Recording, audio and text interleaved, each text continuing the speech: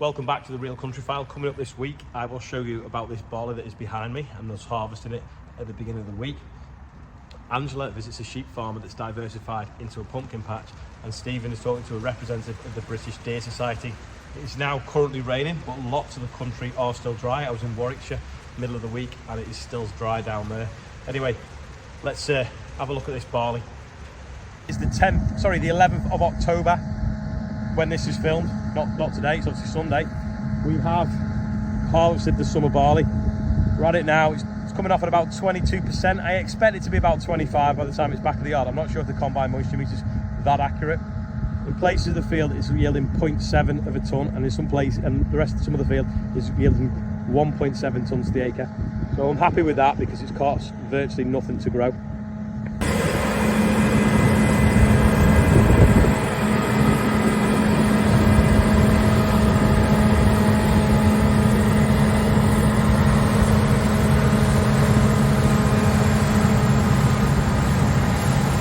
So that was obviously us harvesting it. Anyway, by the time we got it back to the yard, we dried it and we cleaned it, bits of chaff and different things, and whiskers. Knocked all them off. The bushel weight is about 68, which is great for barley. And when we worked out the proper acreage of the field and the dry weight, it actually worked out exactly 0.8 of a tonne. The yield meter on the combine was slightly out because I put the wrong header size in because I wasn't using my header. But either way, at 0.8 of a tonne, at £255 a tonne, that is not a bad return considering the 23 acres of grew only cost me £900 to grow. So something to try next year. Again, maybe up the acreage and maybe try a different variety. But I hope you enjoyed watching it over the last sort of few weeks anyway. Let's hear from Stephen, who's been learning about deer management at the Game Fair in Lancashire this week. So I've come along to the Scort and Game Fair and met some interesting characters and a couple of gentlemen to explain a little bit more about what the British Deer Society is all about. So I wandered inside to find out a little bit more about what the British Deer Society is all about. Ian, give us a brief resume about what you get up to. Okay, so the British Deer Society was founded in the early 60s to promote deer welfare. Prior to that point, you were able to shoot deer with anything you liked. There was no closed seasons, there was no protection of the young animals. So legislation was introduced which specified what sort of calibre you're allowed to use. And as you can see from some of the displays we've got here, ideas on where you should be shooting the deer to ensure a clean, humane kill and minimise the amount of meat damage so that you've got this excellent product of venison at the end of it. And that's continued as a part of the BDS for ever since that point, training people, the level 1, the level 2 stalking certificates, getting us more aware of deer, their ecology, their behaviour. And a thing that we get very involved with as the Northwest branch is improving people's marksmanship with our range days. And Simon, do you get a lot of landowners who are interested, who want to come along, who want to learn more about how to control the deer population on their lands? It tends to more be individuals who are interested in being involved with deer management.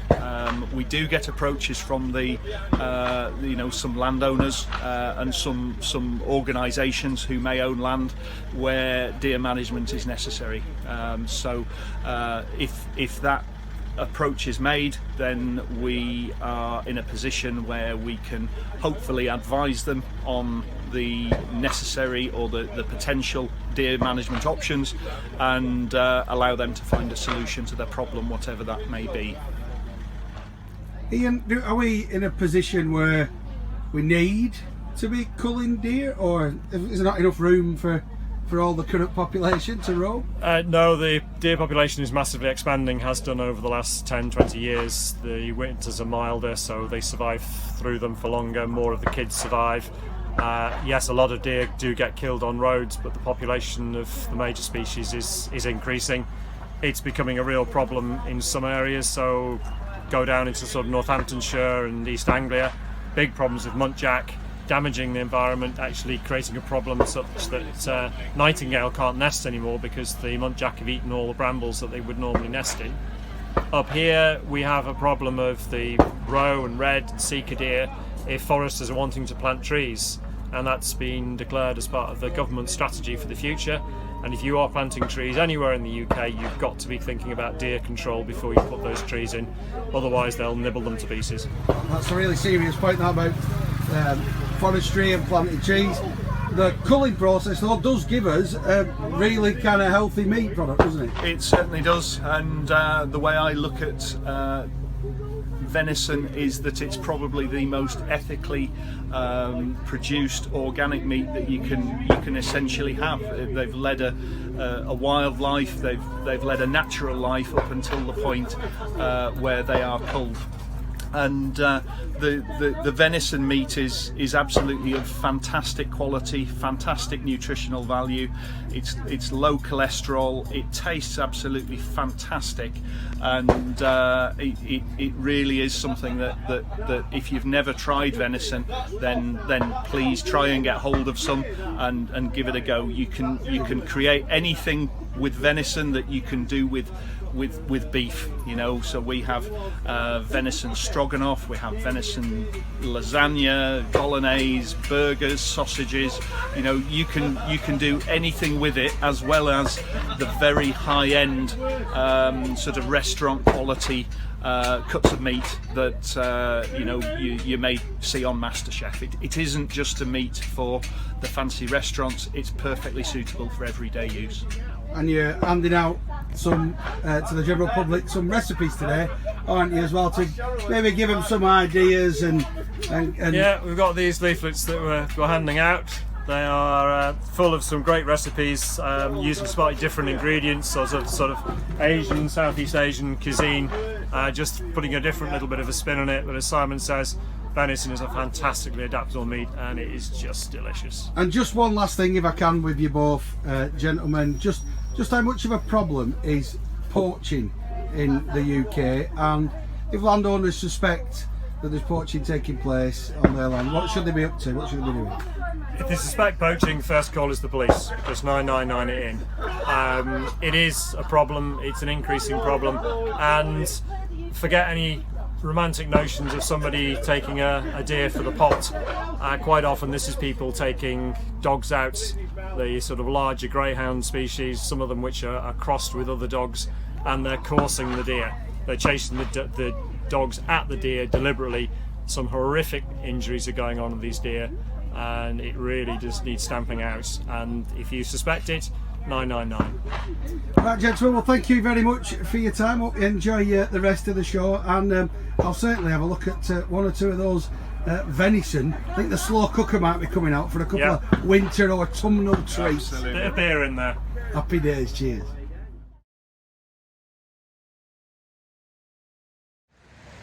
Thanks for that, Stephen. Let's see what Angela's been up to, where she's been visiting a sheep farm that also has a pumpkin patch.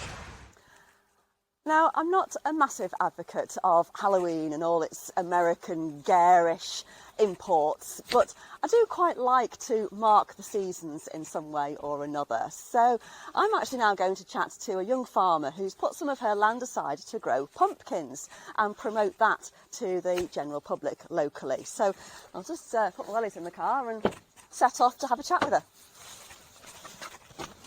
Place Pumpkin Maze, High Ash Farm. So let's turn in here.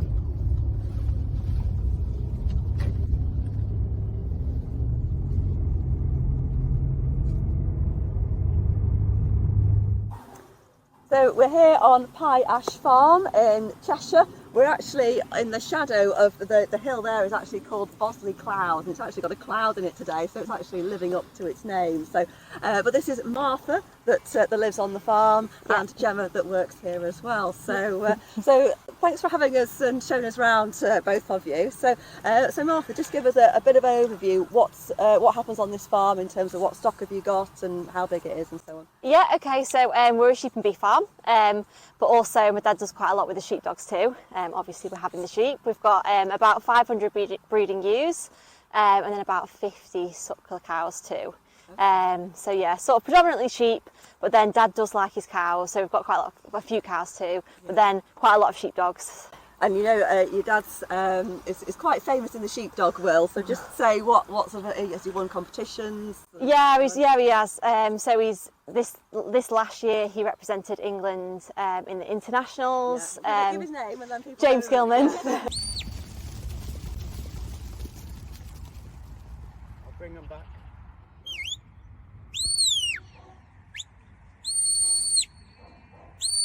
And now he has sheepdog lessons, so he gives local farmers and people who've got young dogs who would like to come and have a go lessons throughout the week. We also do some sheepdog experiences too, and he also does demonstrations at some of our seasonal events that we have at the farm as well as doing all the work on the farm and getting the sheep in. Gemma, tell us a bit more about the pumpkin side of things. The pumpkins, gosh. The pumpkins started 3 years ago.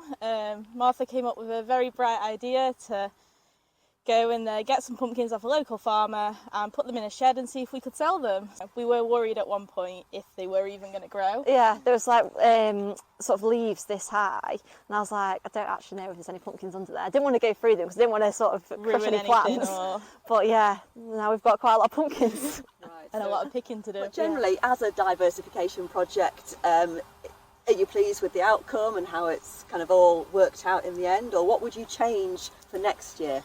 Definitely pleased. Year on year, it's getting bigger, it's getting better. We're able to welcome more public onto the farm.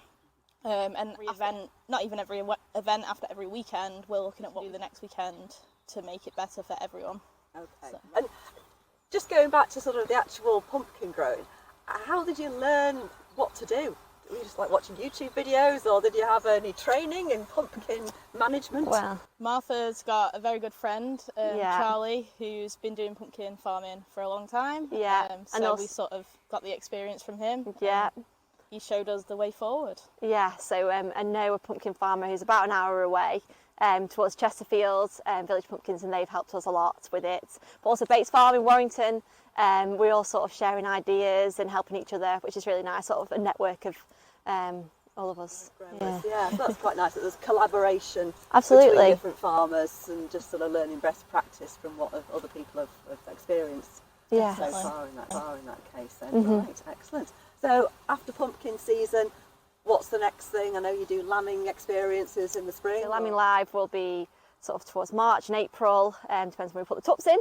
So what do people experience at Lambing Live? What does that involve? So Lambing Live is actually a booked-on event. We only offer so many slots. It's a little bit more personal, but it gives us a chance to show them how we farm, how the lambs are in the shed, sort of from them giving birth to penning them to the bonding and getting them back out onto the land. We get to meet the cave lambs, and we also have a little dummy sheep, Sally we call it. And some of the children get to sort of put their arm into the dummy sheep and pull out a teddy bear lamb to see what the experience is like. there's sort of a lot of misconceptions that hopefully we're sort of ironing out with bringing the public onto the farm. Well, I've had a fantastic time here in the pumpkin maze. I think dealing with pumpkins and everything for Halloween has come on a long time since I was a child in the 1970s, when we were lucky if all we got was a swede with a little candle in it. So if you are in this vicinity and you fancy getting some decent pumpkins and having a great time at the same time, then come on down to Pie Ash Farm, and we'll put the contact details on the video description. I was really interested. Thanks, Angela. Now, this is a short clip that we've been sent in from Basis, which is a charitable organisation that helps farmers be more sustainable and bring a bit more biodiversity and different things onto the farm. So let's have a quick look at this. Welcome to the Principles of Sustainable Land Management course. This course is all about how you can maximise the environmental potential on your farm whilst using sustainable farming practices. Government policies changing, we've got targets in terms of meeting for our biodiversity and our climate change, and this course is about bringing that together, how you can maximise that on farm for your farm business and for the wider landscape. The course talks you through the different modules. We've got 5 modules, and as you go through you'll learn about legislation, about the current agri-environment schemes and their history, about how you can look at the options and make that work for your farm business, about habitats and species management and those key wildlife needs and what you can put into place on farm to encourage the species that you're interested in, about soil and water quality, improving soil health, keeping the soils on our farms, improving the water quality there as well, nutrient management and nutrient management planning in terms of the most efficient use of our nutrients, what those are, the key kind of ones there, and then grassland and historic features, the different types of grassland that we can find in an arable and a livestock situation and how we can best manage them. The course is self-guided, so you can work your way through the modules as you see fit. You can pick up module 5 first or module 1 first, or work through them in order. The way that it's been designed is that you can pick up, you can look at the things, they're interactive, we've got videos for you to watch, we've got activities for you to do on your own farm or in your back garden as you go through, and then lots of links to other kind of resources wider in the industry that you can go and explore as part of it. Work your way through, have a go, use the practice questions as you go through and enjoy the process and the learning in order to help you have that knowledge to make the best of your farm landscape for you, for your business and kind of government policy going forwards. I don't know whether you can hear me over the sound of the rain. It's absolutely throwing it down at the moment. But if you want to learn more about BASIS, there's a link in the video description. That's about it for this week anyway. Thanks for everyone that's took part. Don't forget, if you've got any interesting content, get in touch with us and we'll see if we can fit it in one of the episodes. And we'll see you all next week. What rain have you had actually this week? We've had quite a lot, but let us know in the comments.